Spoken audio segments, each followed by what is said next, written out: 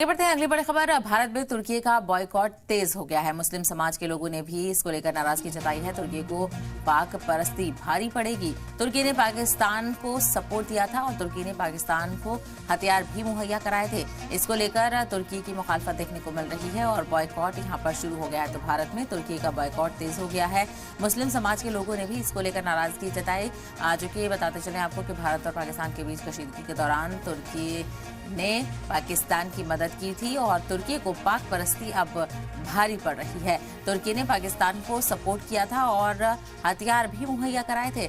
इस बात से भारत खासा नाराज नजर आया और तुर्की की चीजों का और तुर्की से जुड़े दीगर आलात का भी हिंदुस्तान में मुखालफत हो रही है और इसका बायकॉट किया जा रहा है। तो तुर्की के बायकॉट की तस्वीरें आपको दिखा रहे हैं।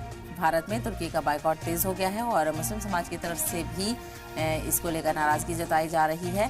तुर्की को पाक परस्ती भारी पड़ेगी, ये कहा गया। तुर्की ने चूंकि पाकिस्तान को सपोर्ट दिया था और साथ ही साथ हथियार भी मुहैया कराए थे। तो भारत और पाकिस्तान कशीदगी के बीच तुर्की का अहम रोल देखा गया और इसको लेकर हिंदुस्तान में खासा नाराजगी देखी गई, जिसकी मुस्लिम समाज ने भी मुखालफत की और नाराजगी जाहिर की।